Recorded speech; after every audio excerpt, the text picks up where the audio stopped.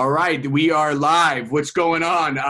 So a lot of people were like, Emoney, if you have Team Backpack legends on your podcast, it's going to blow up. So I listened to the people, and I brought an iconic Team Backpack figure.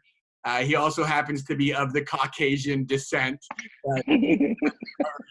We'll get a black guy on one of these years. But Obvi, what's up, brother? Introduce yourself. And it's gone.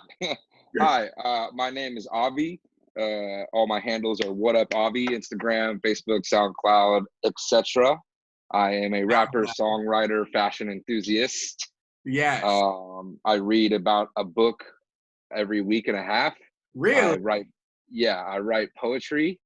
I sell online OnlyFans photos of Catalyst that he has no idea about. Oh, you were saying Cat has an amazing dick. So. A fucking pole, brother. A What? pole. And I haven't even seen it, but I can only imagine. Just like, I've seen a couple imprints and stuff. It's got that's about it. I'll tell you this. Talk about your dick right now. Hey, listen. I'm gonna set the record straight on this, okay? Size-wise, very average, okay? Maybe a little bit above average.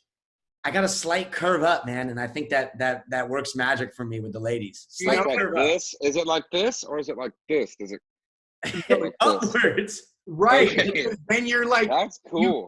You could get in there and then you're reaching the G spot. I've made more girls. It's like a deformity that works in your favor. Right. Mm.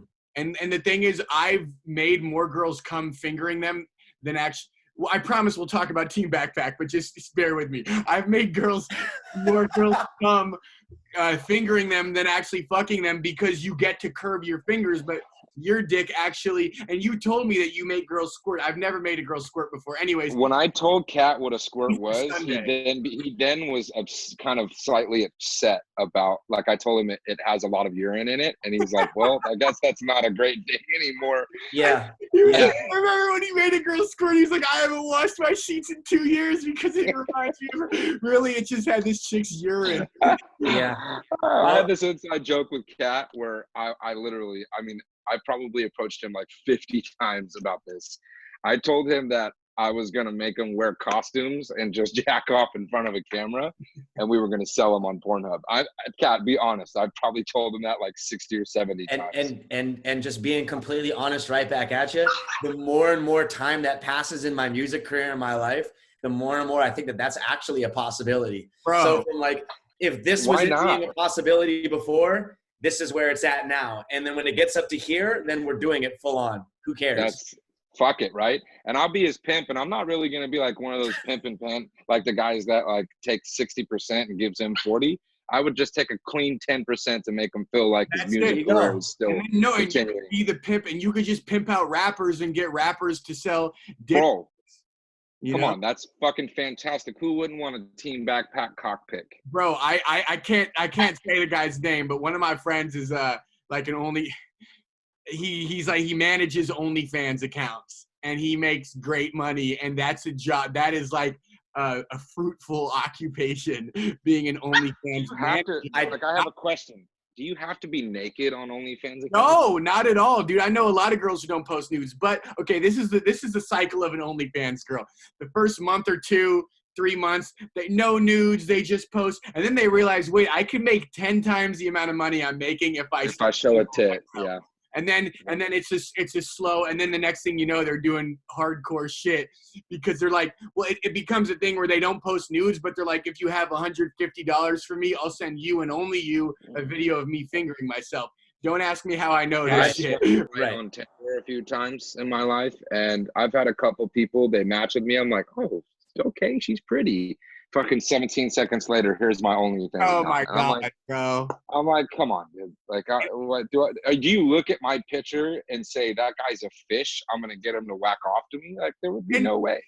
The thing is, people need to call it what it is. Being on OnlyFans is being and a digital porn star. That's what it is. That's exactly what it is. And what's funny is that Instagram, like there's so many girls that are digital porn stars who if you told them 5 years ago that you'd be a digital porn star, they'd slap you in the face. Instagram like has encouraged young hot girls to be porn stars, and it's honestly it's socially acceptable. Who gives a shit, you know? A lot of these Well, here's my thing. You're gonna have sex for free most likely. So might as well turn on a camera and make some money. Yeah. Fuck it. You know, if your dad comes across your video, that may be a time to quit. But other than that, like, fuck it. Like, let it roll. Let the tape roll, you know? Play the tape all the way through. Anyways, you're right. But we are three guys. So we are three guys. We met on the Team Backpack platform. I met Kat. We talked about this. I met you in January of 2011. I have crazy memory. And then Obvi, I met you it was 2012. It was 12. September of 2012 I met you. Your first. No, it was actually July, I believe. No? No, because in July, I remember I was back in Sonoma for the summer. I hadn't heard about you. I only heard about you because you did the Verizon freestyle video. Didn't a friend of mine, JT, actually play basketball with you? And then he mentioned me to you. Yes. Okay. Because he told me I met some guy on Team Backpack and his name's Emoney. Like you should. That's kind of how I stumbled across it, anyways. But, that's what it was. So like, go ahead. I want to know from you. Just you're talking about all this early Team Backpack stuff, right? Were you in the first one that ever happened? I was in the second one that ever happened. The first one that ever happened was Young Mar, No Proper, and Jedi, and it was filmed on like an iPhone 4 in Nell's room. In Nell's room, black and white, and it wasn't even the first cipher wasn't like we're gonna create a cipher platform. It was like we have a show with Omarion. The Team Back, because that was Team Backpack wasn't a cipher platform. It was just like a group of rappers and artists, and they had a show. They were promoting a show where they were opening for Omarion. So they were like, let's just do a cipher. That might be good content. They put it on YouTube and they had like 5 comments. They're like, yo, you guys should continue to do this. This is dope. So then Armani was like, Cooper, shout out to him. He was like, you know what? Let's do 2 ciphers next month. Screw it. And then that's when they had me on. I was, and that was still. How did you meet him? I met the Team Backpack guys because Young Mar, shout out to Young Mar. Me and him were talking on MySpace. He came across my MySpace page. He saw he had a video with me wearing a 106 KMEL shirt. So he was like, he thought that I like worked for KMEL and had plug and can get him on a video. And I absolutely couldn't. I was an intern. So he messaged me. He's like, yo, I see you with the KMEL. What's good? And I was like, dude, I can't do anything for your career, but like, I like your music. I have music. And he was like, fuck it, man. Let's just build. And Young Mar saying, let's build to me was like probably the most impactful message of my rap career because Young Mar got picked up by Armani and Team Backpack. And then Young Mar was like, yo, I know this white boy who goes to SF State. You got to hear his shit. And then Armani heard it and was like, let's get this guy on the phone. And then I was in the ciphers and then shout out to Young Mar, man. That's like one of the nicest guys I've ever come across musically. Absolutely. And like when I was young and hungry and just got on the platform, I was a big fan of him because he was in a lot of the original ones. And I was just like, hey man, I got like a beat with an open verse, and with no questions, he did the song, the verse, sent it back. I never put it out. I'm sorry, Young Mar, if you're watching this, but he's just such a nice guy and like great guy. And the thing is, he's so responsible for Team Backpack's early blow up because what people don't know is that the first year, all the ciphers were filmed in the same warehouse, and Young Mar was the guy who had access to this warehouse, which was the perfect place. You can't keep doing these events. We got it for free because Young Mar's family like donated there. So every Sunday we had it for free. You can't do these events in somebody's living room. There were a lot of people. So Young Mar like had the location for the Team Backpack ciphers, and he's the reason that I got it. And we all know what happened. No, but like he's a reason that like a lot of early Team Backpack shit was able to be executed. So shout out to him. Avi, your first Team Backpack. How did you get on Team Backpack? Long story short, I was working at Food Max, and there was these 2 rappers. They were twins. Their name is Too Real. There's these twins, and I hadn't done any shows or anything or any music videos, nothing really. I was just making music. And then they came up to me and they're like, hey man, we'd like to get you on a song. So they got me on a song, and then they're like, okay, we paid for the video. We'd like to do a video. So we did the video, and Nobi, shout out to Nobi. Nobi was the guy who filmed the video. I love Nobi is a legend, man. We gotta get him on this. Bro, I fuck with Nobi. You should definitely bring him on here. Yeah. After I got the video done, and I seen like the related videos on Nobi's videos, and so in the related videos was a Gmo Ski Team Backpack audition. And I was like, what the hell is this? I mean, I remember like it was yesterday. I watched his audition, and the audition brought up one of the ciphers. And then I watched your cipher where you're wearing the Sonoma jersey. And then I watched Kat's cipher. And then I'm like, and it wasn't, I never make this a race thing, but because I seen two white boys doing it, I kind of became a little more confident in that I could do it. Mm-hmm. And then like my friend Creighton, shout out to Creighton. Creighton was like, you should definitely try out. So when the tryouts became available, the very first day, I was probably the second guy who turned his thing in. I did it in my Verizon store. My manager was like, you definitely got to do one. I'm gonna lock the door. My manager locked the door. I recorded that verse. It kind of went slightly viral, like underground viral, the Verizon store thing. Everybody was talking about it. Like, this guy snapped in the Verizon store. I did not get an invitation to the tryouts until like the second to last day. I had friends of mine that were getting accepted before me. And I was thinking, bro, I really hope that I get accepted to this thing. Because if I don't, I was stressing like a motherfucker. I was like, bro, how did my verse not get me an invite? Right. Then I got an invite. I'm going to tell you guys a secret, man. God bless this situation that I found for myself. So as I was trying out in the first round, it's the first time I've been on stage ever. Maybe second time I did like a high school party, but this was the first time I've been on a real stage in front of people I had no idea who they were. We were all in line, like they would take the next three people and then we would all rap on that beat. I seen two girl rappers, and I love girl rappers. Blimey is one of my favorite rappers in the world. That's the only one I've seen. You see me kind of. I was like, Blimey, Lex Leosis.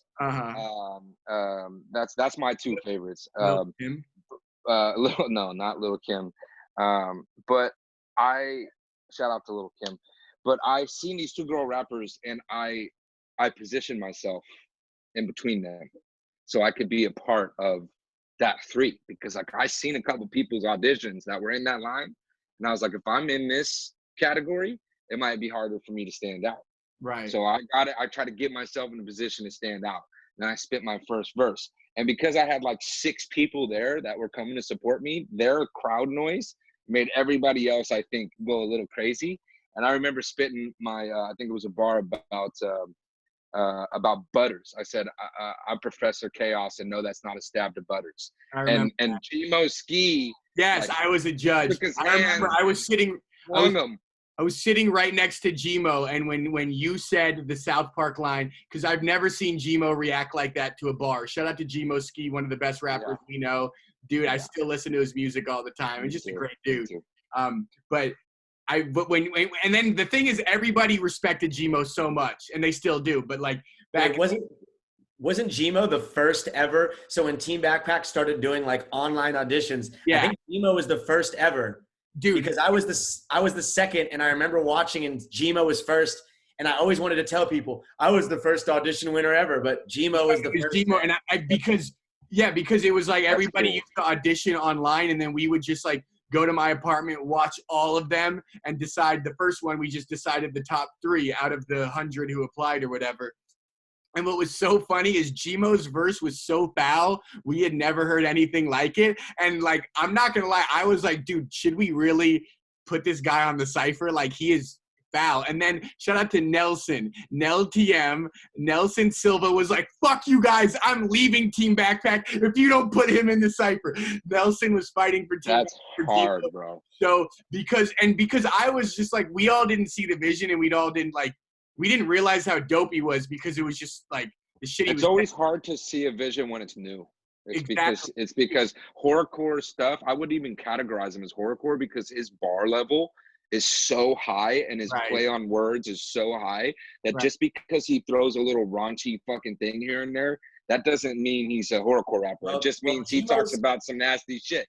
That's all. And I love I that think, about him. I think we need to shout out Gmo's brand because he's been doing it so well for so long. Yeah. Gmo started his own thing and it's filth. That's No. And he's Gmo's from thing. Richmond. He's Yeah. from Richmond, California. If Bro, everybody that is on this and doesn't know what Richmond is about, it is the hood of most hood places in the Bay Area. Yeah. So a rapper like that to come out of Richmond is the first and only, and probably the last rapper who's going to be like him that comes out of Richmond ever. dude. So really quick, just to recap so people know, Team Backpack started off with online auditions. Yeah. You Yeah. entered in your video on YouTube, and then they picked Yeah. people online, which Right. was really cool because it was like when they did the online announcement, it was like a big thing. And then they smartly transitioned into in-person live auditions. Yeah. I was your judge, right, Avi? Yeah, And then you, Duckworth, Emoney, and Gmo. Okay. Wow. So this It's is such this is- powerhouses. I was let so me- fucking nervous to rap in front of you guys, dude. I mean, my heart was pounding through my chest.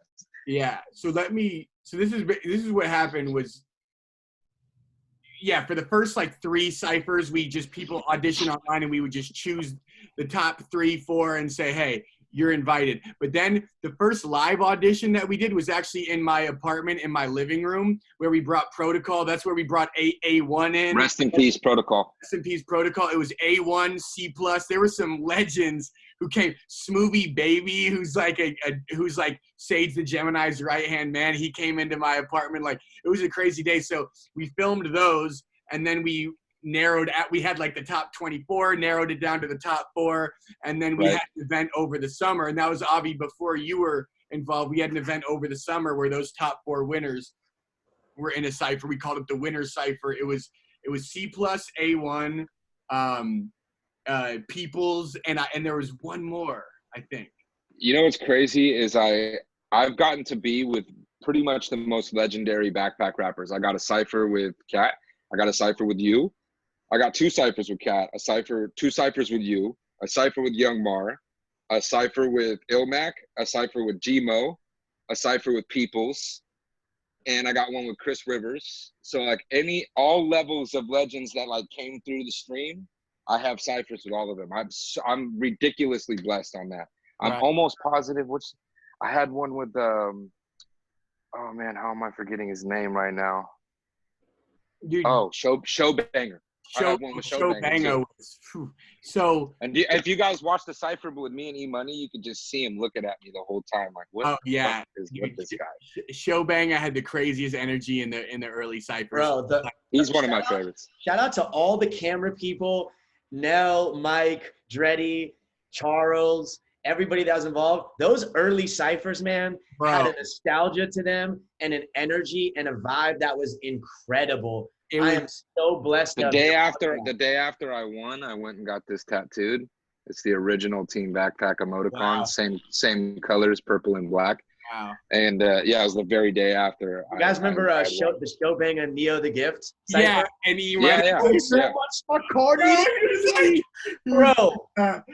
I'm about to go insane on him, and then he took his jacket and threw it on the ground. Everybody, I have never seen a performance like that in my life, and I watched Bill Burr perform the other day. I've never seen a guy just captivate an audience like it was the As far as performances, and then that one's up there as far as performances. And then the beat ran out because they didn't think he was going to rap so long. So then he went a cappella for the last 4 bars, and everybody was silent watching him finish. And then they just exploded. And I'm sitting back there like, Jesus Christ. I was trying to be happy for him, but also I was like, he just murdered me. And I felt what about the one where you guys used to face the camera and then the crowd was in the background at like Club 6 or whatever that ghetto ass club was where there was hella shootings? But the thing that I liked a lot about the early ciphers was looking at all the rappers and people's reactions in the background. Right. Like I'm talking the early ones. Because like, E-Money forgot his verse in that cipher that I'm talking about, and he started freestyling. I am one. Yeah. Yeah, and then people went crazy because E-Money was freestyling. I mean, you know when you're on a microphone and you just like halfway just all of a sudden start freestyling, people are just so mind blown that you're even doing that in the first place that the reaction was nuts. Yeah. No, and I will say this, like the Bay Area in 2010 to 2013, when like before it had, because now like the Bay Area is like big. You got G-Eazy, it's pretty mainstream. Kalani. Like from 2010 to 2013, like the whole world was sleeping on the Bay Area, but little did they know that the Bay Area was creating some of the best. This is when like the HBK gang and like they had their own sound, which ended up being super, which like the rest of the game stole. And then Team Backpack was like being created, which gave a platform to so many artists who are like famous now and just really like changed hip hop, I think. I agree with that. In 2012, when I arrived to San Francisco, Mission District, Mission Cultural Center, it was the very first live auditions, and I arrived. I didn't know where I was going, and I was in my city. You know, I was like, I should know where the fuck I'm at. And anyways, this tall white girl, all of a sudden, I don't have to call her white. This tall girl, she said, she go, "Hey, you looking for the auditions?" And I turn around, it's Lex Leosis. Oh wow! And TMR, the Marine rapper. Oh, the Marine rapper, yeah. Those were like the first two people that I met in Team Backpack world. I'm still friends with Lex till this day. Yeah. And I actually last time Lex was in LA, I met up with Lex and I smoked a blunt with her, and it was like, she's still my friend. But that smile and that nice girl was like, "Yo, here's the auditions right here." Yeah. And I'm still friends with like most of everybody I've ever met. We had one time after all those lives and everything, and more people started to come try out. One time we at Creighton's house, we had Spade, we had Brewster. We had we had him staying at Creighton's house. It was like a rap incubator. So we were driving them to the tryouts. I was also a judge. It was like this big community that all of a sudden formed where we're all friends. Like everybody became friends. It was one of the realest communities I've ever been a part of. And it was like, I was very struck by just how cool everybody was and encouraging and wanting to see each other do well. Now I feel bad to be the one to bring this up, but I have to, because I know what every person who's watching this, who's gotten this far, wants to know is, and you know, we all have probably things to say about this, but I'll start with you, Obvi, since you're the guest. What happened to Team Backpack?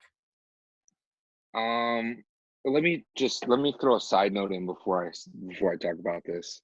Side note, in between the 2 rounds of my tryout, Cat came out and I smoked a blunt with Cat in between the 2 rounds, and he never smokes blunts. I got him to smoke a blunt and he said, "Yo, we really liked your shit first round." So all of a sudden my balls dropped down to the floor. So for my second round, I was much more cocky. Thank you, Cat, for that vote of confidence.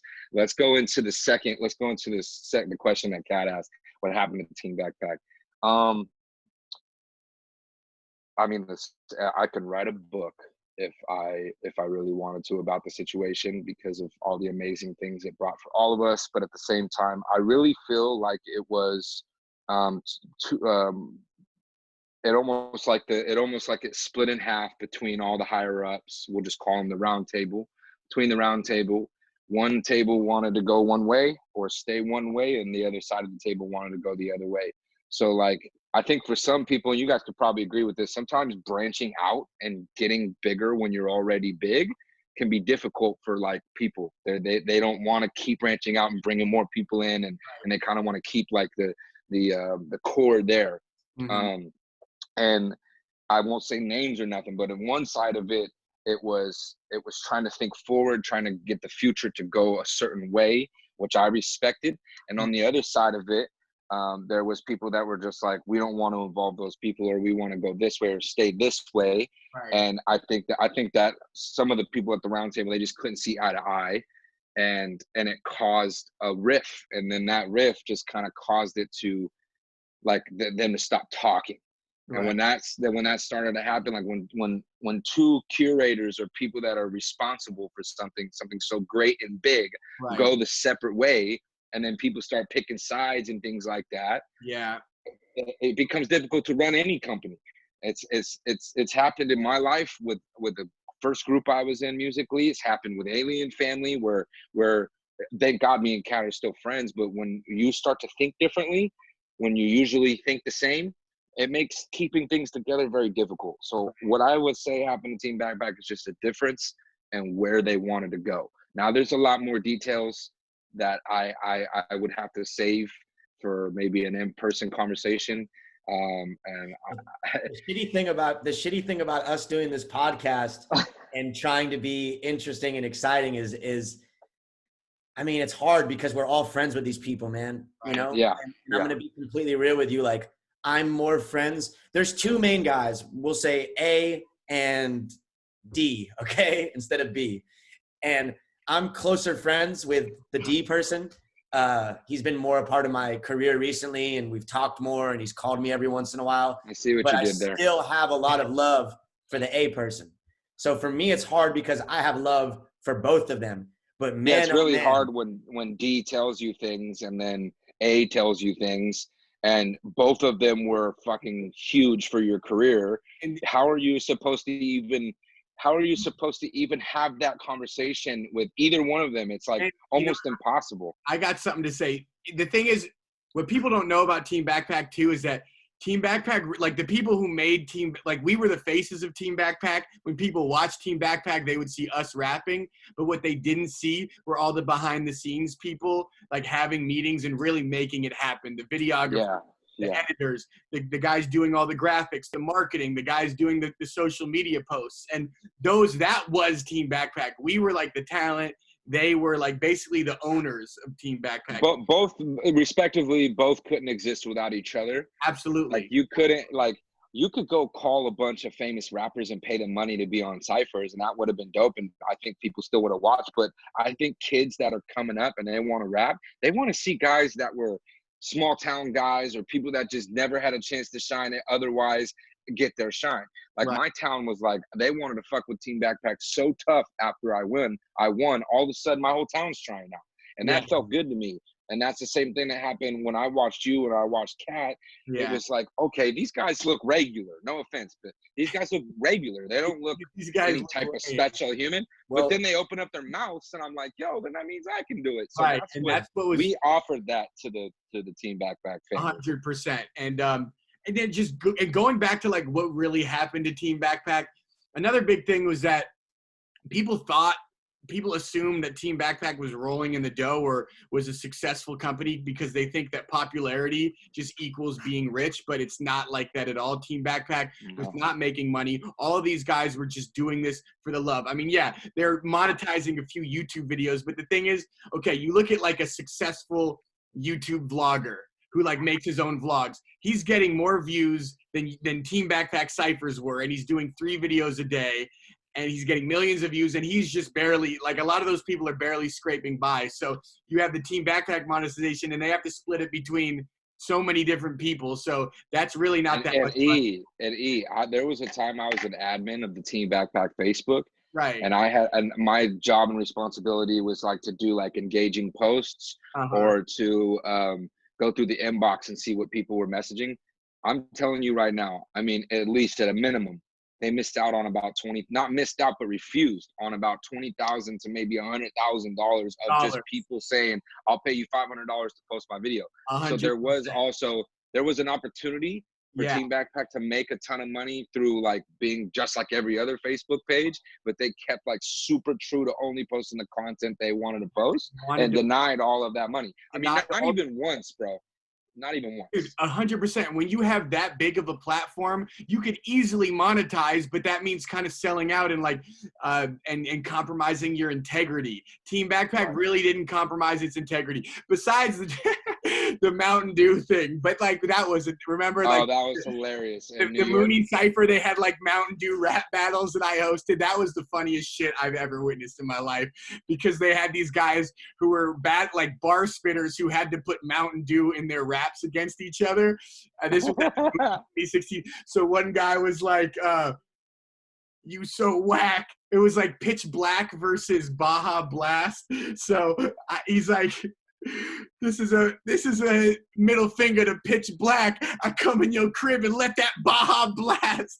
Like, I'm like, dude, that's actually really fire, dude. That's a bar for you to make a fire gun bar and still include Mountain Dew. That was like one of the greatest moments. That's pretty incredible. That's insane. I think it was Riley B who did that. Shout out to Riley B. He had some fire Mountain Dew bars. But. I think just what you were saying about the money thing, going back to kind of like that whole thing about Team Backpack and how it happened is obviously, you know, more money, more problems, you know, Notorious B.I.G. Like right. when you, and it's not even having more money. It's like wanting to get money, wanting to make it viable, wanting to make it a career for everyone that was involved, I think put a lot of strain on everybody. And Avi, you said earlier, I think it was really good about the A and the D guy. They needed each other to do this and to exist. But then in turn, needing each other to exist, they couldn't do it with each other. Like they couldn't make it work when it went bad. No. And that's not throwing shade at either of the two. This happens all the time, dude. All the time. This happens with literally everybody. Jay-Z and Dame Dash. And the fact that people this is the thing, like with Alien Family, which we're going to get into later, but people only think about the breakup. They only remember the breakup, and they only want to talk about why it stopped. And the thing is, Team Backpack isn't even stopped. Like, they're still releasing content, and there might be a resurgence, which is something that I want to talk about too. But like, nobody wants to talk about the great years and the impact that it had on so many people's lives. Nobody wants to talk about it, but there is a select few of people that were like stans that will live and die for Team Backpack Cyphers. The same people who asked me what happened to Team Backpack. Right. And I've actually gone on a couple lives that have since been deleted, and I let the real tea spill. Yeah. Just like my actual, so I like actually went in full detail of why it happened. And the resurgence part, I've talked to every member of Team Backpack, actually, the whole entire roundtable. And I've brought up the idea before. I did get permission from a couple of important people that I was able to do this. Yeah. But I was going to bring back something called the Team Backpack Originals. I've actually had conversations with both of you. Team Backpack Originals. And I was going to get everybody between 2011 to 2014. Right. Everybody that tried out or that was somebody that was original. Yeah. And bring them all together. Now, if I run into some legality things where I can't call it Team Backpack, I'll call it the Truest Platform. Something up that level, and I'll get everybody back together. So I think that can happen, and I don't think it's gonna bring back the spark and have Team Backpack run again, but I think it could at least feed the fans. Right. Because when's the last time you guys did a cipher? The last cipher Kat and I did, we flew out to New York. We were doing a cipher for World Underground. The people we were supposed to battle didn't show up. And so the last Team Backpack cipher I ever did, or World Underground cipher that was still a Team Backpack, they were still together, was in New York the first year. Muni and me and Kat battled Yachts. By the way, that was a great event. Like, and that's one of my favorites. Yeah, and that was a great event. It didn't like. The artists were getting better. The rappers were getting bigger. Token was on his rise at that time. Emoney, you and Token had an amazing cipher back and forth. We found Ren Thomas and fucking Marlon Mack. Marlon Craft, who's a straight up hip hop legend now, spitting legendary verses on Sway. Yeah, bro. Like, dude, like Marlon Craft, I don't want, like, Team Backpack does not deserve all the credit for his career, but they did give his career a spark, and he just took it and ran with it. And that, they figured out actually a scientific part of Facebook where you can post something on Team Backpack and have all of the attention go to another page.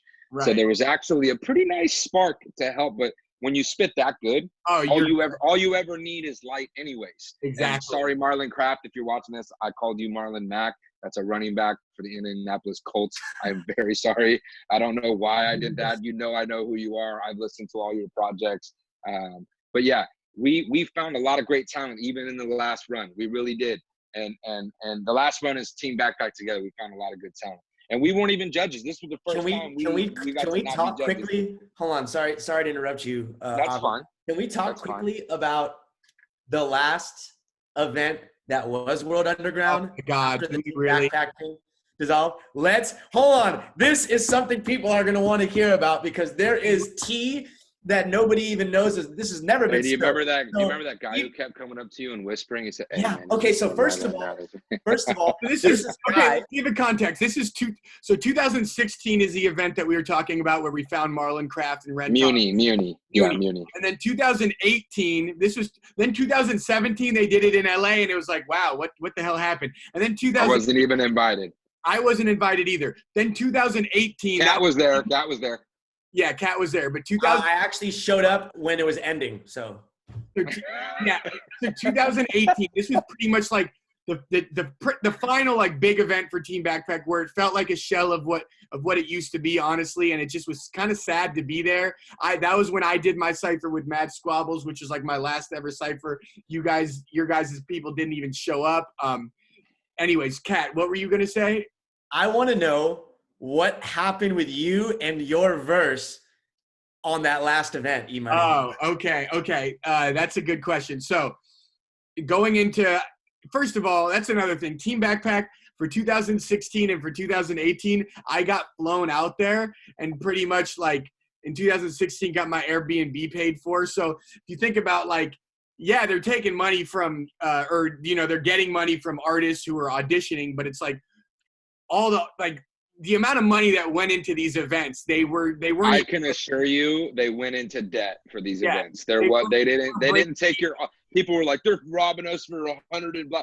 No, the stage, the screen, the fucking smoke blowing machines, they went into debt. I can assure you. Out of control, and not to mention the free labor that they got from. First of all, the volunteers. Shout out to anybody who's ever volunteered at an event, and then. But anyways, they get it. So what Kat was asking me was something kind of crazy happened with my last verse, because I will admit in 2018 I was immature and I had heard a lot of things, and I had heard a lot of things about the end of Team Backpack, and I just kind of put it in my own head. I had my own idea of why Team Backpack ended, and I was pretty salty and pretty bitter about it, and I just kind of wanted to like go out with a bang and cause drama. So like my verse was kind of like, my initial verse was originally throwing shade at one of the Team Backpack guys, because, and this was on me, I had no reasoning. There was no reasoning. I was just kind of almost dissing one of the Team Backpack guys, who was the guy who fucking flew me out to New York. So like I said, it was an entitled thing to do. I'm not proud that I had this verse, but check this out. I was in an Airbnb with Young Mar and one of Young Mar's friends, who I'm not going to mention her name, but I was practicing my verse in another room. Young Mar's friend heard me practicing the verse.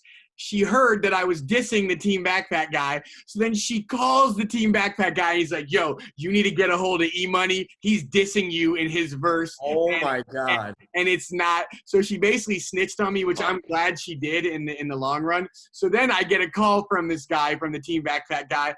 And I'm expecting, you know, I didn't think he knew. And then he calls me, he's like, and he just like yells at me, screams at me, like, what the fuck? I flew you out here, all that we went through together, you're gonna diss me? You don't even know the goddamn story. You don't know, and everything he said was right. I didn't really have my facts straight. I had told myself that this guy was the reason Team Backpack took a dive or whatever, which isn't true. It's not true, but I told myself that. And then he like let me have it on the phone, and I sat back and I was That's like, damn. crazy. And so then he was like, I was like, you know what, Armani, I'm going to edit. Whoa. Because really it was 2 or 4. You just said who it was. You just name dropped. Keep going. Let's keep going. It doesn't. The thing is, I'm saying that I was in the wrong, and I'm not taking any sides. But yes, it was Armani Cooper. And it's even if we had 2 people, even if we had everybody telling us one thing, another thing, it's impossible for us to know what really goes on. You know, no one's ever gonna, you know, so we don't know. We don't get a chance to make that decision anyways. But listen, for us 3 who are here, out of those 2 guys, there's one person who's talked to us all about it more than the other person, right? Essentially. Right. Or have you talked to but when we went out, Kat, remember we had conversation with one, and we asked all the questions we wanted to ask. Mm-hmm. You remember that? You know, and it kind of so I tried to get both sides, because I didn't want to, like I said, both of them were friends to me. Right. And so it's hard to be, and I'm talking friend, like usually when an artist gets put on, like they just get put on and that's it. Like they actually friended me and listened to music and tried to help me with my career and all these things that are just like, they mean a lot to me. I mean, even going out and getting something to eat or having a drink or whatever it is, like you gotta respect those people no matter what happens. It'd be like if you and if Kat and Emoney got in a horrible fight, there would be no way I would be able to pick between you 2. Right. because it would be like, even if one was wrong or one was not or whatever, you Right. both served as such a good friend to me that how am I going to do something like that? Right. And you know, it's very difficult to talk about. So It is. I try to even forget about it, and I just keep going along because I don't like. I would love if Team Backpack was still together. I think we'd be on Netflix by now.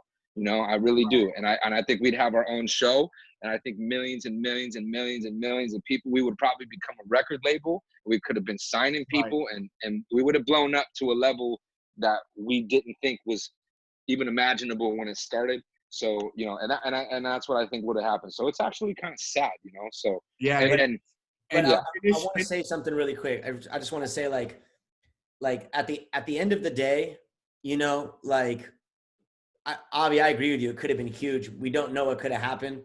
I just want to say at the end of it all, like, what it did for my life, what it did for your life, what it did for all of our careers, and how much it helped us. Yeah. It wasn't a make or break thing for us that it fell through. And I think we're all as optimistic as ever about our music careers. We're all still making music. We're all still that's writing. a really we're all good still point. on stuff.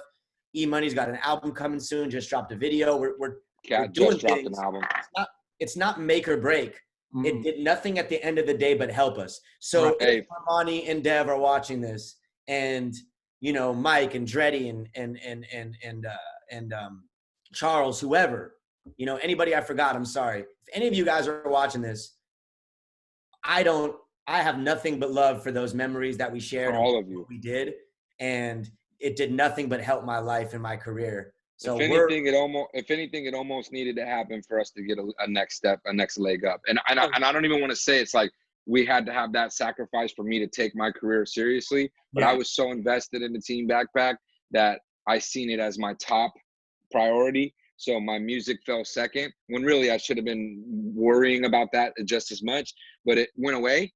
And then I was like, fuck, we got to focus more on this. Exactly. And that kind of helped me go the way I went. I moving to LA, those kind of things, focusing. Shout out to my brother Billy and Coast, but getting him that he had me come move out. Kat was already living in the house. Like all those kind of things, I don't think I would have done unless Team Backpack stopped. So, and it was kind of still tailing out when I moved to LA. That was the last event. So, but it's still, nonetheless, I think it needed to happen for me personally because I needed to be able to kind of like focus on like that type of energy I was given to Backpack to focus it on my career and mine and Kat's projects too, you know. Totally. And I couldn't have said it better myself. And I just kind of want to finish writing. So I wrote this diss about the owner of Team Backpack, and I was completely in the wrong by doing it. I didn't have my facts straight. I already said that. So he called me very angry, as he should have been.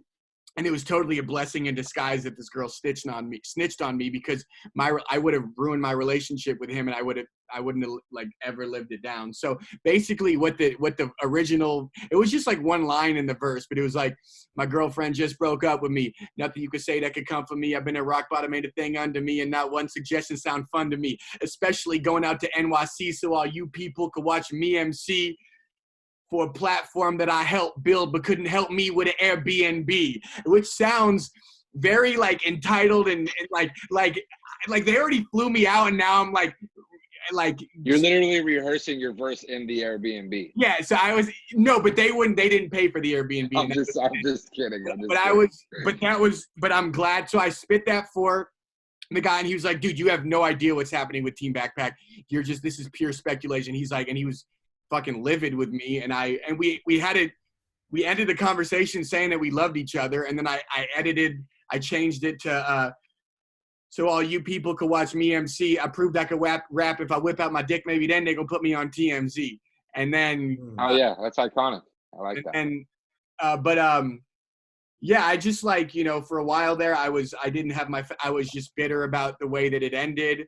And I'm just glad that we could all be mature enough to just admit that we would, dude, 80% of the people watching right now know that I exist because of Team Backpack. And Same here. That's because these guys, Armani, Dev, Mike Lee, Kyle Standiford, Charles White, Nelson Silva. The list goes on. Those were the main. CD Charles, dude. Shout out to CD Charles. Let me tell you, those guys dedicated their lives. They could have got other jobs. They dedicated everything just to give us a platform because they believed that much that talented artists without mainstream appeal deserved to have a platform. So like I am indebted to them forever. Seriously. Shout out to CD Charles. CD Charles, back before the Team Backpack auditions, he found one of my freestyles and he shared it with the Team Backpack guys before I even auditioned. Shout out to CD Charles. And the reason why I'm calling him CD Charles is because when we landed in New York, we had no weed. We were trying to find weed. Me, Toxic, X, and Cat. And Toxic, if you're watching this, he knows this is true. Toxic gets super cranky if he ain't smoked weed. Like, I'm talking cranky, to where Toxic went to the Airbnb and just posted up while we went on a search for weed. So we went into the city. It was actually pretty cool. We got noticed in the streets by someone that didn't even really know what Team Backpack was. So that was pretty cool. And we met up with CD Charles, aka Charles White. He has some drove for us, and so we bought some weed off him. The reason why I call him CD Charles is because every single nugget we broke down had like 7 or 8 seeds. And if you're a weed smoker, you know that seeds are not supposed to be in weed. And so we made up a joke. We started calling him CD Charles. He had no idea why. And I collected like a whole bag full of them. I was like, bro, I'm gonna give you, I sent him a picture. I said, I'm going to give you these seeds. I want my money back. And he goes, this shit's bomb. I don't know what you're talking about. This shit's fire. I'm like, fam, there's so many seeds in this weed. And Charles was just trying to, if you've ever been around Charles, which both of you have, he's just such a nice guy and always, he knows all of our verses too. He's the almanac of Team Backpack verses. Wow. He tried to act like everything I said to him when it comes to fucking seeds. He just didn't give a fuck, dude. And I met up with Charles multiple times in my Team Backpack career. It's my brother. He smokes good weed. This was just one incident. It was just a cool group of people that kicked it. Nobody had a crazy ego. Everybody like listened to each other's ideas. Like even though I was all great. Like me, Avi, you, Kat, we weren't like part of the decision making. Well, maybe Avi, you more so than me, but like they still heard all our ideas and they would implement our ideas. Like you created the truest platform. You created that name. By mistake. Can I give a quick shout out to I want to give a quick shout out to Nell, because Nell is still running, I believe, the Team Backpack Facebook page. And he still is posting stuff of ours and giving us, shouting us out and helping us. So if anybody out there, hasn't in a while, go check up on the Team Backpack Facebook page and I would double shout out Nell, because I used to call this thing, I called it the bat signal. When the most ciphers that I did that were like legit, like one that you guys probably never seen was in an aquarium where Rex Liferage was supposed to be in the cipher with me. Yeah. And they gave him the wrong beat, so he ended up not doing his verse. But anyways, Nell always put out the bat signal for me. So shout out to Nell, because he would always want me in ciphers, and I really loved it. I used to spend a lot of time in his room. We made an EP together that he ended up not wanting to drop, but I ended up taking that verse and using it for Team Backpack ciphers. So it all worked out in the end. Yeah. Double shout out to Nell and the Mexican food we used to get, and that hole in the wall Asian food spot that you used to take me to down in San Francisco. Shout out to Nell. Double shout out. I got a question for both of you guys. How nervous would you get before your team? Like, what was your guys' preparation process, and how nervous were you before the cipher? Brother. I've never been more nervous for anything in my life. I'm talking, me and Kat had a show in front of 1,000 people for Sonoma State University on Freaky Tales. And I was so fucking nervous when it came to Team Backpack ciphers that I was not nervous when it came to my shows. So if I never got so nervous on Team Backpack ciphers, I would have never been nervous for shows. I remember the Rock the Bells cipher.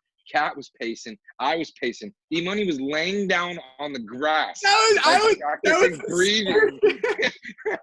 It was Armani literally came up to me and said, "Hey, is Emoney all right?" And I go, I said, I think so. But it was the time where all three of us were in the same cipher. Together. Fact, we were trying to kill that shit. Exactly. Well, no, that's what, because we have a different. I'm not gonna lie, like being the white rappers, like there's a different level of competition. You want to be the best because white rappers get compared to each other all the time. That's just how it is. So when us three were in a cypher together, I think there was another level of nerves because we all really and we're friends too, and we all really wanted to have the best verse. I gotta give this one to Obvi. I think Obvi had the best verse in that cypher. I think that's your most iconic verse to date. Can you spit the first 4 bars of that one? Oh, absolutely. Cat knows because I spit this at every show we do. Yeah. Pledge allegiance to the land of the free in a country filled with bullshit that was branded by greed. The innocents with no sense that just landed to bleed, planted their seed, and then we profit off its death and disease. That was like, yeah, we weren't winning that cypher. Kat, what about you? How nervous would you get before the ciphers? Incredibly, unbelievably nervous, man. Like the first Team Backpack cypher I did at the warehouse in San Francisco, my knee was physically shaking. And I looked down at my knee and I'm like, that's never happened to me before over doing anything in life. Like, why is my knee shaking? Like, I was like moving my leg. I was like, why is my knee shaking? And it was just nerves, man. And then my preparation was really just practice my verse as much as I could. And, maybe have a beer or two to relax my nerves a little bit. But, yeah, man, Team Backpack ciphers are crazy. I only messed up one time on one of them. I mean, the reason they were nerve-wracking is because they're live, they're one take, they're filmed. So not only does your performance have to be on point, you have to spit it perfectly, and you have to deliver it well. The recording has to be, like, pristine. And I messed up one time at the Adobe Cypher in front of all the tech people, and I literally thought they were never going to invite me back ever again. I messed up on the same cypher, Cat. Dude. And it's just people need to understand the stakes because like Avi, what you said before performing, it doesn't even hold a candle because here's the thing.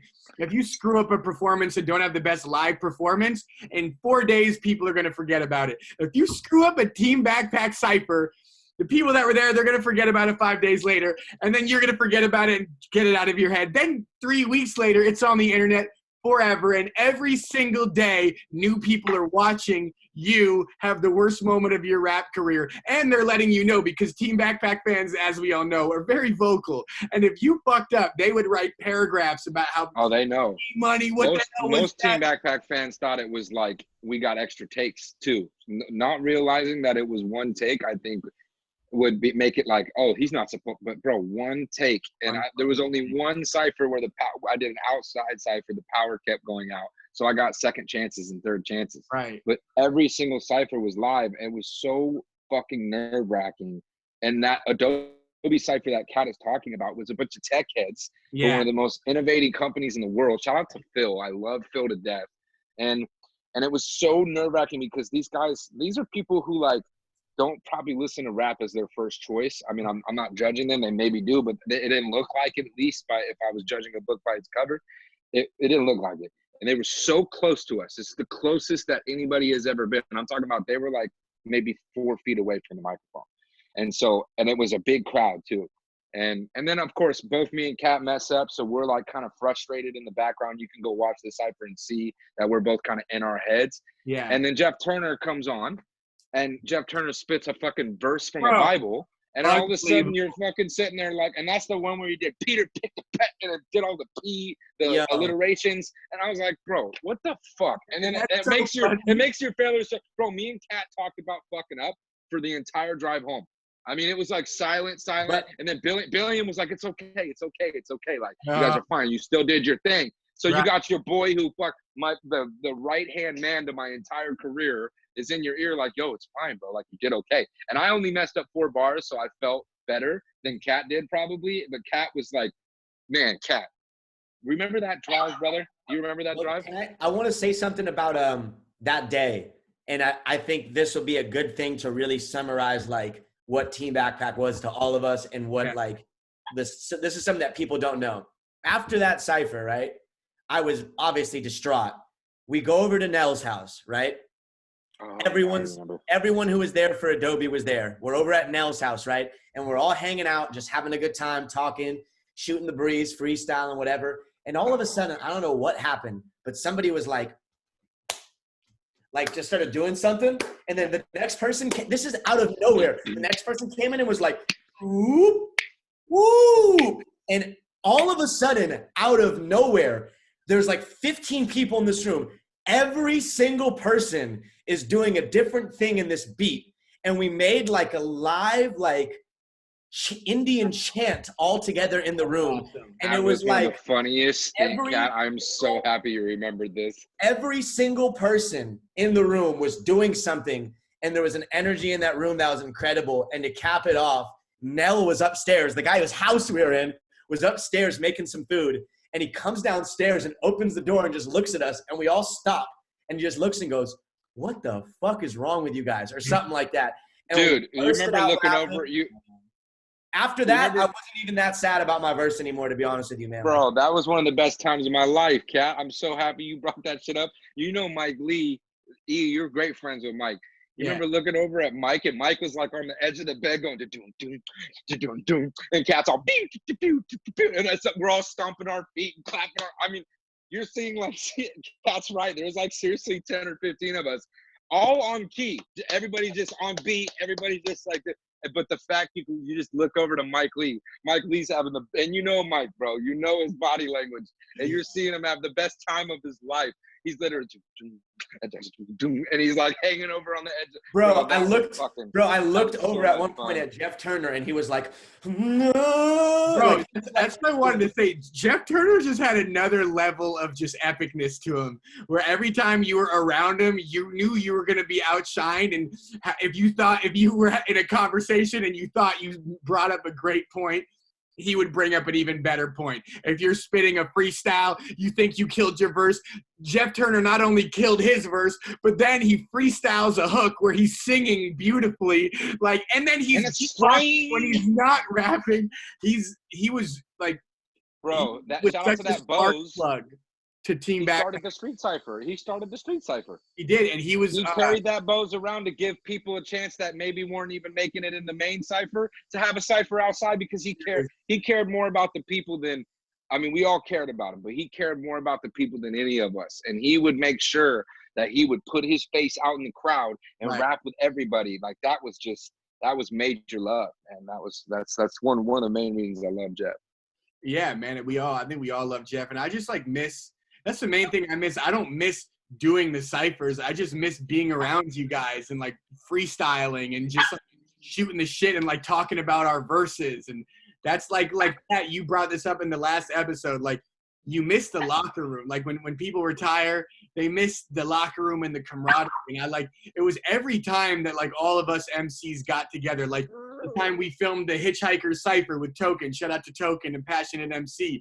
Like that was one of the best days of my life, just to be around, other rappers from all walks of life, knowing that like, damn, hip hop, like Team Backpack brought us together. In no other universe would I ever hang out with a dude like Passionate MC or Flawless. I'm never cool enough to hang out with those guys, but Team Backpack made us all feel cool enough. But the thing is, we were all like rejects of our own that finally found this community. And it wasn't just us, it was the auditioners too. And so many like rap group, like you guys created a rap group that was successful because of Team Backpack. Like so many things, like cool things branched out because of it. And I just really miss that, man. Honestly. Yeah. Shout out to Flawless for damn near winning a competition and not being too Hollywood to hit everybody up and still comment and still follow us and things like that. I'm so fucking jealous of him, because anybody who knows me knows that Janae Aiko, I would literally cut my leg off if it meant kissing her for 5 seconds. Everybody who knows me knows that. And Flawless got to perform with Janae Aiko on Rhythm and Flow. And he, instead of for the song Stay Ready, instead of Kendrick's verse, he got to spit his own verse, and they were on stage together. And then not only that, my childhood crush, Reese Witherspoon, oh my God, I jacked off to her so many times. Reese Witherspoon watched Rhythm and Flow and like shouted Flawless out on Twitter. I'm like, if anybody deserved it, it's him. If anybody deserved the shot that Flawless got on Rhythm and Flow, he's a very, very hard worker, and he's just dope, and he's just a really good person.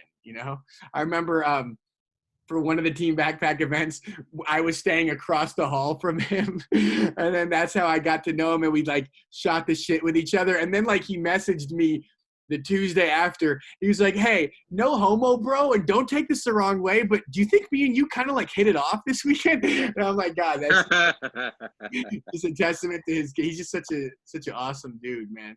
And I remember Flawless. Actually, when we were doing the event in 2016, the last Team Backpack event, basically the nail in the coffin of Team Backpack, as sad as it sounds. But that day when Flawless found out that I was going to that event, he was like, he messaged me. He's like, "Why are you still, supporting them?" And I guess he thinks what he thinks about it, and there's a lot of different opinions. But man, it's a pretty crazy thing. I think at the end of the day, one day, hopefully, there will be a documentary. Some Netflix directors and people, documentarians will come and they'll make a Team Backpack documentary. right. And then that, I think, if everybody's involved in that, that's when we'll really get the true story. So yeah, because when it comes down to it, there's still things that are unsettled, and that's why we really can't speak on it. Because let's do that documentary. Hey, I got let's go. Let's pull the cameras out. I'm a Hollywood employee. I have Hollywood connections. I am an employee of television, but I really don't have any. I want to transition for a second, just so people think we're not living in the past too deeply. True. What do you guys got? What do you guys got moving forward? Avi, what do you have moving forward that you're really excited about?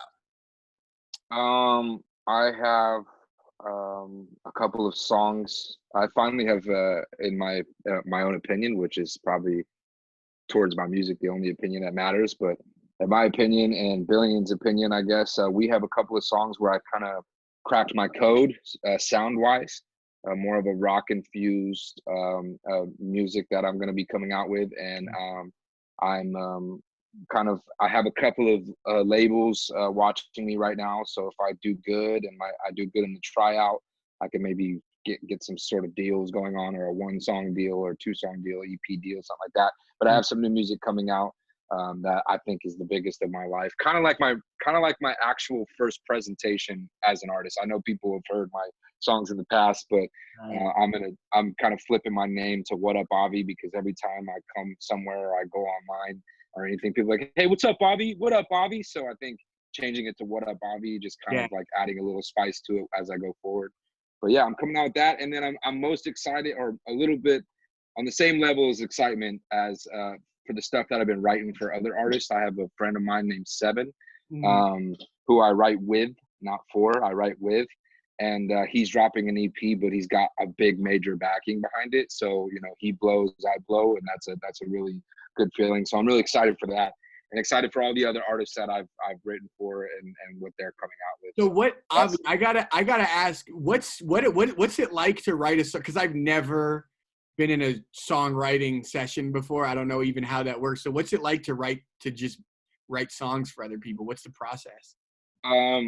Well, so I went to a writing camp in Arizona, and that process is more like you have good songwriters, you have good artists, good beat makers that meet up together, and then we make a bunch of we make as many songs as we can. I think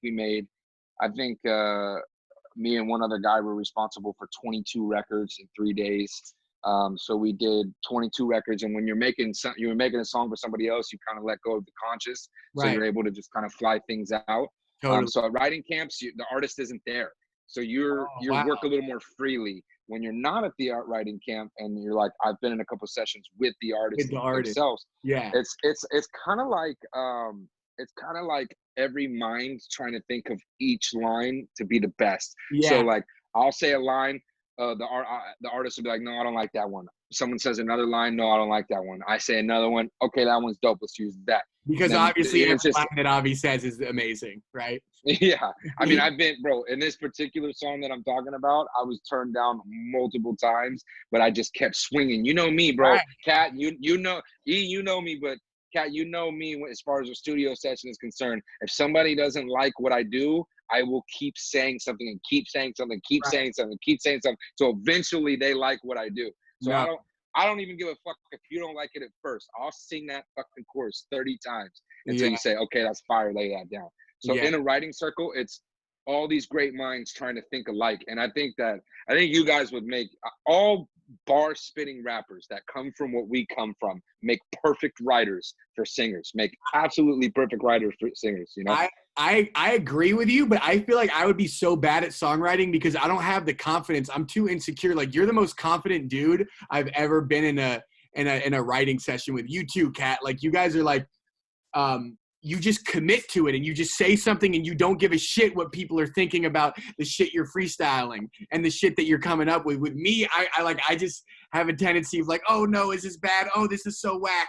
And I say, even though the stuff I'm thinking of is probably good, I just don't have the same like conviction behind it. So I'm like, I like thrive when I'm like writing for myself and just a solo artist. So that's like kudos to you, dude, for a lot of these writing circles that I've even been around a few where I'm not involved, but I'm still there.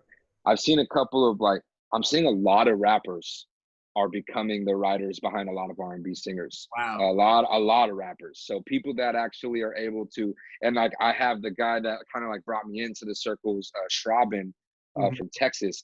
He would always say, he would introduce me as, oh, this is my guy. Like, he's a bar spitter. He comes from this Team Backpack thing. I mean, I've even been in a session where one of the 10 Travis Scott producers was like, he knew what Team Backpack was. He was from Canada. He's like, oh, I know who you are.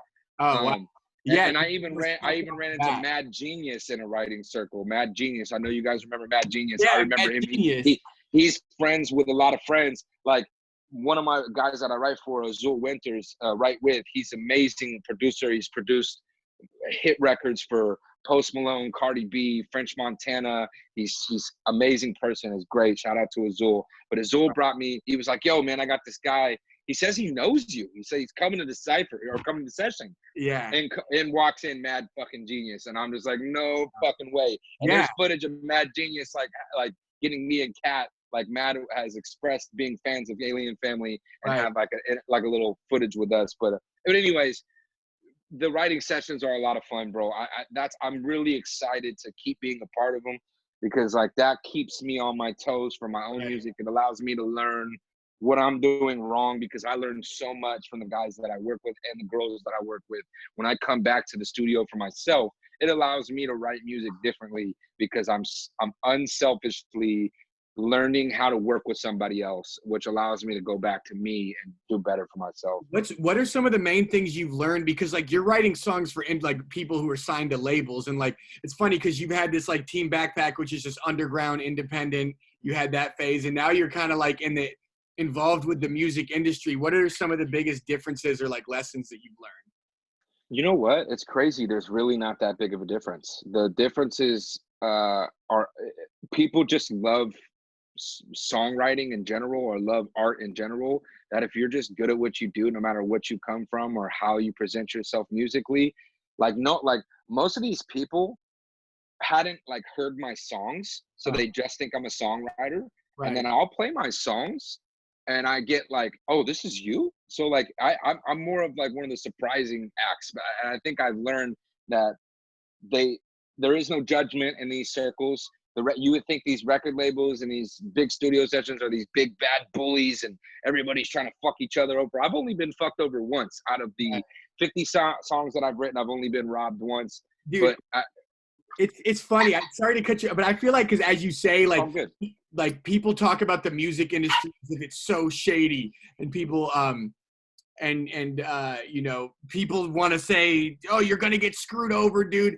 But it's like, I think those are just people who are like making excuses for themselves as to like why they don't want to like, you know, chase their dreams. Yeah. The industry, dude, I worked in corporate America. I've never seen anything shadier than these corporate fucking 9-to-5 jobs have. So all these people who say the music industry is shady, they probably work for the shadiest company. Like, so like, yeah, don't get me wrong. I've had friends of mine put into shitty deals, and now they're reaping these horrible benefits from these deals. I've seen it. So there is some fucking crookedness, but the artist themselves isn't a part of that. They get they get bamboozled, and they get fucking talked into becoming a part of this big vision, and then they get fucked over. So it's not really ever the artist's fault. So when I'm in a studio, I'm not with shout out to the Jews. We're both Jewish. I'm not with the Jew that owns the label. I'm Right. not with the guy that walks into the building with his fucking coat on and offers the $100,000, $200,000. So if he was in the studio session, I would be thinking a lot different than this. But Right. they're not there. They're nowhere to be found. Half of these motherfuckers have never even listened to our music in the first place. That's They don't even crazy. understand how the industry runs. And nowadays, younger people are taking over. So expect record labels, because streaming is taking over and is Yeah. allowing independent artists to make a living. Right. And record labels are like, okay, we got to get hip. We got to get young. We got Right. to figure out how to bring these people back in, and so we can stay afloat. So record labels are going to make a return. So it's not going to be as bad to sign a deal. Guys like Mac Miller, like Russ, that have made their own wave, Yeah. and then they partner with labels instead of depending on a label. They partner with them. Exactly. So Exactly. my dream is for you, for Kat, for Alien Family, for me, to get so big on our own that a record label is almost forced to call you and to partner with you. So then, yeah, because they can offer radio play, $1 million budgets, things like that you can't go get working a 9 to 5 like all three of us do. So Right. it's I'm hoping we can get that kind of success, or at least a big enough buzz where a record label will partner with us, so that I want to be signed to a record label. For everybody out there, independent is amazing, but record labels do offer things that you just can't get. Agreed. And it really depends on the person you are. Like Kat, what do you think? Would you rather, if you got offered, if a record label hits you up right now, is like, I want to sign you, versus, being independent, what would you do?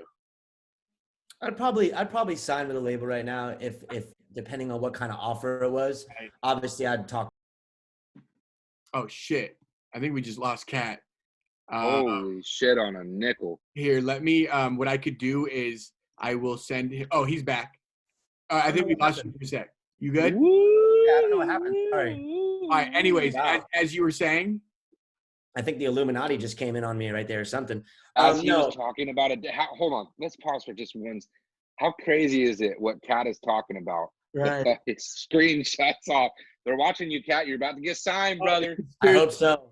Gotta get some new shoes. Field day with that one. Honestly, man, I wake up every day. I'm been kind of living the same life for, the last 3 years that I've been in LA, working a job, trying to make the best songs I can make. I've just started releasing more consistently and just realizing even more how hard it is. I always thought consistency was the boogeyman, as an artist. I thought, well, I've never really given myself fully a chance because I've never really been consistent and been releasing songs every month and videos. And I've been releasing a song every month for like the last 10 months. I've been releasing a video. I've released a few different videos. And I'm not saying I'm doing everything I can to where I can look back and say like, all right, I need some label help. And I can be doing more independently, but just what I've seen right now, I welcome any changes in my life that could come up and help me. So I feel like a label thing could be good, but then again, I'd have to talk to people I trust and get, if I got offered a deal, get a lawyer involved and all that stuff. But yeah, that's where I'm at with that. Kat, I have to ask you because I definitely I think everybody has seen like a crazy shift in your just your artistry over the last year, like with the consistency, the level of music, with just how hard you're going. What was it that that changed, or what was it that motivated that? So I felt like there was a period of time I was living in a house with a few other people, and I felt like there was maybe I wasn't the best person at that time in my life. Who were you living with again? I was living with you and Billion. Okay. And your girlfriend and his girlfriend did not live with us, but came over a lot. And Melvin G slept on the couch for quite some time. Great guy.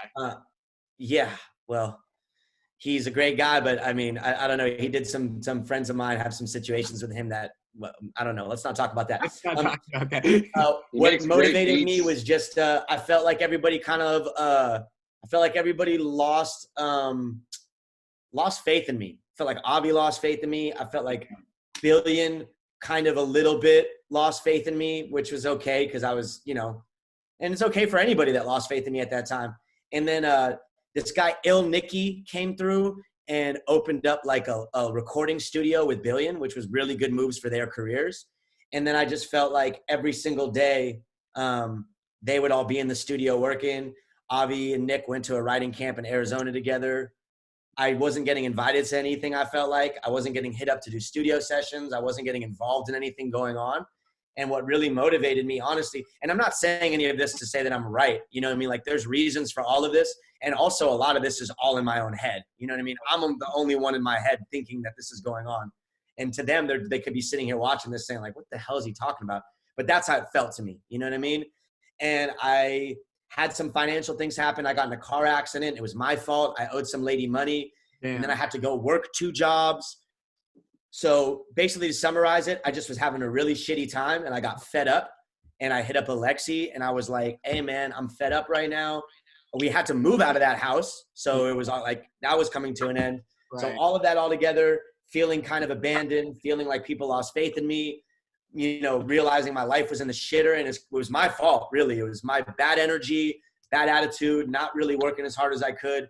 And it just came to like a real rock bottom for me where I was like, you know what, like I'm either going to turn around and stop blaming everyone else for my problems and just put my best foot forward and release the best music I can and move forward, or I'm going to get left behind and I'm going to be, you know, left in the dust basically. So shout out to Alexi, shout out to J Code.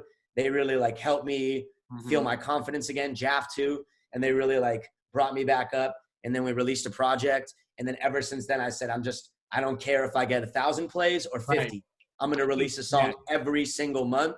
And that's what I've been doing now for the last 10 months. I think that, well, kudos to you. And like, I actually remember, because you were in a pretty dark place about a year ago or a year and a half ago. I remember like we did a show together in LA and just having a conversation with you, because you're the most brutally honest person I think I've ever met. And you would never, like if you're doing shitty, you tell the people that you're around that you're doing shitty and you're unhappy. That's not a good thing though, by the way. That's not a good thing. To anyone out there, when you're doing shitty, I've learned this now and I finally have accepted it. Don't tell your friends you're doing shitty because it'll make them all think you're negative and it'll make them not want to fuck with you no more. Trust me. But at the same time, it makes, we think that you're negative, but we also think that you're real and honest. I remember like, I hadn't seen you for a while and it was like a year and a half ago. And I was like, yo man, how you been? And normally when you ask a friend how you been, they're like, I've been good, man. Just doing my thing. With Kat, you were like, man, I've been awful. I wake up every day wondering what I'm doing on this planet. Every single day I tell myself is the day I'm going to make a change, but I don't change anything. And it's the same. I'm like, Jesus, this is our first conversation in 3 months. But like, that's what I love. That's one of the many things I love about you is how honest you are. And it's cool. Thank you, man. Yeah. It's cool to see how much better you're doing now. Yeah, I'm doing better. I mean, there's still struggles and hardships and things to get over, but you know, I've talked to Billion, I've talked to Obvi, I've talked to all these people I mentioned. I've talked to them. We've had conversations. We're and still everything's friends. cool now. It just we all had to just grow in our own ways, and it was time for us to like start a new chapter. And I'm really proud of Obvi. I'm proud of Nick, the people I mentioned. I'm really proud of Billion. Always have been. Yeah. And Billion Coast is a great guy, or Billion Basie. Sorry, Billion Basie is a great guy, man. And I just it was just time for me to make a change, man. I needed a wake up call. Totally, man. Totally. And another thing that I want to mention between you guys is you guys are kind of like in the same circle or almost the same circle as Marky Basie, who's like, I feel like Marky Basie, if you're watching this, I don't know if you've heard about him, but he's a very successful solo artist, singer, songwriter, just like one of my favorite artists of all time, honestly. And Same. And it's just crazy that you guys are really good friends with like his producer, Billion Basie is obviously in part of Marky Basie's camp. So Count Basie is Mark's. And if you think I'm a brutally honest asshole, then you have a conversation with Count Basie. And oh my God. Yeah, no, I was, I used to do a little bit of music with him back in the day, and I know you have too. But like, my question, like, what's that like being around, like being in the same circle as like a really successful artist like Marky Basie? Does it make you better? Does it make you question your own artistry? Is it like just everything that's rubbed off on Billion? Because Billion moved out to LA before me and Kat. In the middle of Alien Family 2, actually, or like right as it was like about to come out, Billion sat both in the room with both me and Kat and was like, yo, what do you guys think I should do? Mm-hmm. And obviously we were both like, we want you to stay with us, but you got to do what's best for you, you know, and it ended up being great for him. He's a fucking platinum producer now, and that's an amazing thing. But I think if Billion never would have went with Mark and Count and all those guys, I wouldn't be making the music I'm making. And I am a big Mark Basie fan, and it's not a complete direct correlation, but it is a main part because, you know, Billion. Oh, hello. Sorry, someone tried to call me. Billion is making, you know, music with this incredible artist and learning how to mix a certain way and produce a certain way and things like that, to where it rubbed off in the studio with me. So, and so when I'm sitting down there with Billion, I mean, I've gotten into conversations with Billion where I start crying because I can't do what he wanted me to do. Yeah. And if it wasn't for Mark getting Billion out to LA, then I would have never started making the music that I'm making now because of Billion. Billion is like a main reason of why my shit even exists or why it sounds as good as it does. I mean, he's my right-hand man by far. I don't have anybody else that I would even trust to touch my music, but let alone in my circle that's like him. Mm-hmm. And that happened because of Mark pulling them out to LA. Right. So definitely very, very important piece. And I've only got to be around Mark a few times since I've been to LA, but he's been really nice, and he's a humble guy and writes and makes really good music and things like that. So he also I have to give him extra kudos because he also put me on his Instagram story one night and called me one of the greatest freestylers in the world. Yeah. And that shit, I met a girl named Sydney Franklin because she's a big Mark Basie fan. He posted me. She hit me up like, let's work, bro. Yeah. So if it wasn't for Mark doing that, bro, I don't think I would have had some of the opportunities that I've had or some of the confidence that I've had. So shout out Mark for that shit. Big shout out to Marky Basie. If you haven't heard his music, go listen to it. It's amazing. Hey, this has been really fun talking to you guys. Seriously, I wish we could have more. You know, the history. No matter what you guys do, like you guys could, you know, like fuck my mom, and I'd still be friends with you. I just have like I just be mad at you for 2 days. She is bad. Okay, but like the point is I love you guys no matter what, and I love you guys too, man. This has been awesome. I love you guys. I just got emailed your album, Ethan, so I'm going to check this out when I get off the podcast. I'm going to check it out. I'm going to let you know what I think. I'm sure it's going to be good. I've heard a couple of songs. Another little hint that I have to throw out there, Alien Family 3 will happen. And we want you to be a part of that. Kat and I are going to after this coronavirus, I'm going to hug Kat. I'm going to make him feel so awkward, but I'm going to hug him with all the love in the world so he can feel how much I actually loved and missed him over this last year since our last project. I miss him like a big brother. He's been such a big part of my life. He has taught me how to do things as an artist that I would have never learned if he didn't enter my life. So without Kat, I would not be operating the way I'm operating. Not only has he been the big piece, but he's introduced me to some of the most important people in my life, like Billion, like Jaff, like Will Dub. I wouldn't have met these people if it wasn't for you, Steph. Right. And I think I really, really appreciate who you are. So I had to say that because I didn't want to go on this big tangent about Billion being my right hand without saying Kat was responsible for so many important things in my life. Like I can't even list the number things and just the artist I am today. It happens because of guys like you, Ethan, Kat, Billion, and everybody else that I've met along the Team Backpack Path. Everything we've talked about. If it wasn't for you guys, I wouldn't even be able to do this. I would probably still be at Verizon, which I was miserable. So thank you, Kat. Yeah. Well, thank you for being on Might Start a Podcast episode 2. Yeah. Baby, I'm here. I'll come back anytime you guys want. This is next time I want to talk about sex and Hitler jacking off and all this shit. Next time we're gonna not talk about music. I think like it was good that we talked about Team Backpack and music, but this isn't a podcast about just talking about music. This is just people shooting the shit. So like I'll be back. I'll be back. Emoney, when does your album drop? Do you have a date yet? I think I'm gonna drop it on. I don't really know yet. I'm gonna drop. Oh, come on, we talked about it. Just be honest. Oh, okay. I mean, I don't know yet. I'm either going to drop it. It's pretty much finished. I'm either going to drop it on my birthday, April 25th, or maybe before. The latest is April 25th, if not earlier. I'll do an announcement. And, cool. What's it called? It's called Everything Is Fine. Oh, that's amazing. I love that. I love That's that. good. That's good for the depressed people of this world, man. That is such a beautiful thing to call it. That is great. Right, and it's an ode to my my friend who passed away, Alexis, who used to in the Are You the One house used to always run around and say, everything is fine, even though the world around her was crumbling. And I feel like if you just kind of tell yourself everything is fine, it's a self-fulfilling prophecy. Things start to be fine. You just have to tell yourself everything is fine. It's not That's true. You should make merchandise. Everything is fine merchandise, brother. That'd be a really great idea. it's happening, because I feel like that's a cool. shirt that you could just wear and not.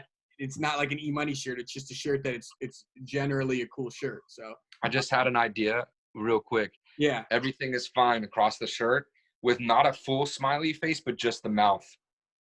Like it's underneath the everything is fine, and those are the eyes, is the everything is fine, and then it's just a smiley face. Wow. I would buy that. Hey, this has been really fun, guys.